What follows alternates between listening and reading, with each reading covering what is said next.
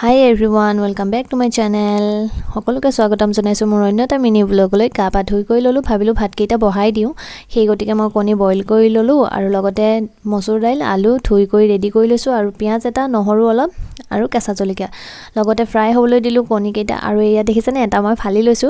সৰুতে যে এই কণী এফাল ফালি পেলাই খোৱাৰ কি মজা আছিলে। মাহঁতে কেতিয়াবা এনেকৈ বনাই দিয়ে, ইমান যে ভাল লাগে। আৰু লগতে মই পিয়াজখিনি অলপ ফ্ৰাই হ'বলৈ দিলো, অলপ নহৰু দি দিলো আৰু তাৰ পাছত মই ইয়াত মসুৰ দাইলখিনি এড কৰিলো।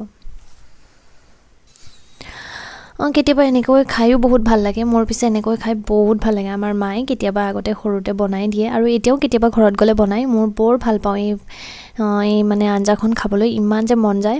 আৰু সেই গতিকে আজি ভাবিলোঁ এই ৰেচিপিটো আপোনালোকৰ আগতো শ্বেয়াৰ কৰোঁ। লগতে অলপ মই জিৰা পাউডাৰ দি দিছোঁ, সোৱাদ অনুসৰি নিমখ আৰু হালধি, আৰু লগতে মই গৰম পানী দি দিলোঁ, দেখিছেনে। আৰু এয়া উতলিবলৈ লৈছে মোৰ আঞ্জাখন। আৰু ফাইনেলি মই ইয়াত কণীখিনি এড কৰি দিলোঁ আৰু প্ৰায় হৈছেহি। কিমান যে মজা লাগে আৰু মনত পৰি গৈছে মায়ে বনোৱা সেই আঞ্জাখনলৈ। সেই সোৱাদটো হয় নে নহয় নাজানো, কিন্তু ট্ৰাই কৰিছোঁ আৰু এয়া ফাইনেলি ৰেডি হৈ গ'ল মোৰ আজিৰ ৰেচিপিটো।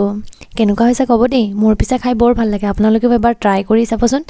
আজিলৈ আহোঁ তেনেহ'লে, বাই। যদি ভাল লাগিলে লাইক এণ্ড শ্বেয়াৰ কৰিব, মোৰ ফেচবুকৰ পেজটো ফ'ল' কৰি দিব।